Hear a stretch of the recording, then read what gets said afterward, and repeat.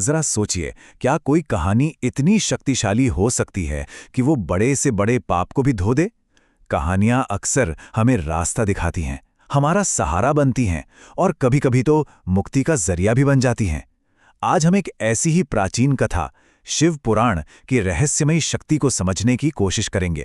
तो चलिए, इस विश्लेषण की शुरुआत करते हैं एक बहुत ही गहरे सवाल से। एक ऐसा दौर जहां हर तरफ भ्रष्टाचार हो, लालच हो, प्रलोभन हो, ऐसे में कोई अपनी शुद्धि कैसे करे? ये सवाल आज भी उतना ही सच है जितना हजारों साल पहले था। और पता है, ठीक यही सवाल महान ऋषि शौनक ने बुद्धिमान सूत जी से पूछा था। वो इस मुश्किल दौर में, इस कलयुग में मुक्ति का एक रास्ता ढूंढ रहे थे। और इन दोनों के बीच की ये जो बातचीत है ना, यही हमारे आज की पूरी चर्चा का आधार है। एक ऐसी बातचीत जो हमें एक बहुत शक्तिशाली समाधान की तरफ ले जाएगी। तो इस मुश्किल सवाल का जवाब क्या मिला? सूत जी ने एक रास्ता दिखाया, एक पवित्र ग्रंथ का, और वो ग्रंथ था शिव पुराण। अच्छा, तो ये शिव पुराण है क्या? ये जो 18 प्रमुख पुराण हैं, उनमें से एक है। एक प्राचीन हिंदू धर्मग्रंथ जो पूरी तरह से भगवान शिव को समर्पित है। लेकिन ये सिर्फ एक किताब नहीं है। जैसा कि हम आगे देखेंगे, इसे शुद्धि का यानी प्योरिफिकेशन का एक जीता जागता जरिया माना जाता है। सूत जी ने इसके बारे में जो कहा वो सुनने लायक है। उन्होंने कहा, यह शुद्धि का सर्वोच्च साधन है, एक ऐसा पवित्र जरिया जिसे खुद भगवान शिव ने बनाया है, ताकि कलयुग से पैदा हुए बड़े से बड़े पापों को भी खत्म किया जा सके। ये तो बहुत बड़ा दावा है कि नहीं? पर सवाल ये है कि ये काम कैसे करता है? मतलब क्या सिर्फ कुछ सुनने भर से किसी के कर्मों का बोझ सच में हल्का हो सकता है? चलिए, इस बात को समझने के लिए शिव पुराण से ही दो कमाल की कहानियां देखते हैं। तो हमारी पहली कहानी है एक ऐसे मोक्ष की जिसके बारे में किसी ने सोचा भी नहीं था। ये देवराज का एक हैरान कर देने वाला किस्सा है। तो ये जो देवराज था, वो कोई छोटा मोटा पापी नहीं था। वो एक ब्राह्मण था जिसने अपने सारे कर्तव्य, अपनी सारी जिम्मेदारियां छोड़ दी थीं। लोगों को धोखा देना, उन्हें लूटना, एक वेश्या के साथ रहना, मतलब उसने ऐसा कोई पाप नहीं था जो छोड़ा हो। एक दिन की बात है, यूं ही भटकते भटकते देवराज एक शिव मंदिर में पनाह लेने पहुंच गया। ध्यान देने वाली बात यह है कि वो वहां कोई मोक्ष की तलाश में नहीं गया था, बस एक इत्तेफाक था। और वहीं बस यूं ही उसने अनजाने में एक ब्राह्मण को शिव पुराण का पाठ करते हुए सुन लिया। ठीक 1 महीने बाद देवराज बीमार पड़ा और उसकी मौत हो गई। और जैसा कि होना था, उसके पापों का हिसाब करने के लिए यमदूत उसकी आत्मा को नरक ले जाने के लिए आ पहुंचे। कहानी यहां तक तो बिल्कुल वैसी ही थी जैसी उम्मीद थी। लेकिन तभी कुछ ऐसा हुआ जिसकी किसी को उम्मीद नहीं थी। एक तरफ थे यमदूत जो उस पापी की आत्मा को लेने आए थे, और दूसरी तरफ अचानक भगवान शिव के दूत शिवगण उस शुद्ध हो चुकी आत्मा को बचाने आ गए।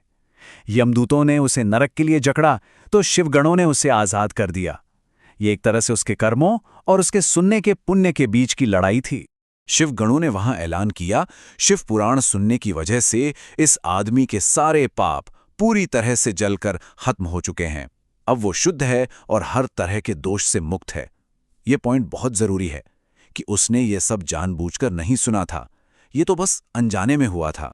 और बस देवराज को सीधे शिव के धाम कैलाश ले जाया गया। तो ये कहानी ये दिखाती है कि अनजाने में भी अगर कोई पवित्र कथा कानों में पड़ जाए तो वो भी आत्मा को शुद्ध कर सकती है। चलिए, अब एक दूसरी कहानी देखते हैं। ये कहानी इत्तेफाक की नहीं बल्कि इरादे की है, जानबूझकर किए गए पश्चाताप की। ये कहानी है चंचुला की।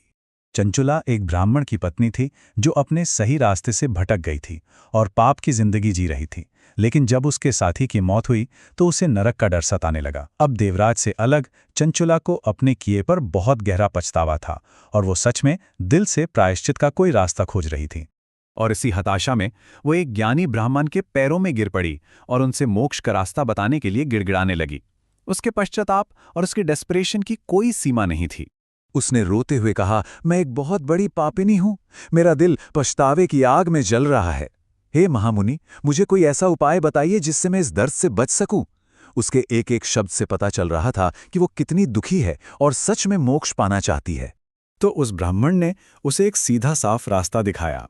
पहला स्टेप, अपने पापों को मानो। दूसरा, पूरी श्रद्धा और भक्ति के साथ शिव पुराण को सुनो। जब उसने पश्चाताप के साथ ये कथा सुनी तो उसे शुद्धि मिली और आखिर में उसने अपना शरीर त्याग दिया और सीधे शिवलोक पहुंच गई। तो इन दोनों कहानियों का निचोड़ क्या है? द अल्टीमेट टेक अवे ये है सुनने की शुद्ध करने वाली शक्ति, the purifying power of listening. अगर हम इन दोनों कहानियों को साथ रखकर देखें तो तस्वीर एकदम साफ हो जाती है। देवराज ने अनजाने में सुना और उसे कृपा से मोक्ष मिल गया। वहीं चंचुला ने जानबूझकर पछतावा के साथ सुना और उसे शुद्धि मिली। मतलब एक को मुक्ति मिली बाई चांस और दूसरे को बाई चॉइस। तो शिव पुराण का जो केंद्रीय संदेश है वो बिल्कुल क्लियर है। मोक्ष सबके लिए पॉसिबल है, चाहे वो आपको संयोग से मिले या आपकी अपनी इच्छा से। रास्ता एक ही है, सुनने का पवित्र कार्य। तो आखिर में एक सवाल हमारे लिए भी है कि हमारी अपनी जिंदगी में ऐसी कौन सी कहानियां हैं, चाहे वो हमने सुनी हो या पढ़ी हो, जिनमें हमारे रास्ते को, हमारी जिंदगी को बदलने की इतनी ही शक्ति हो।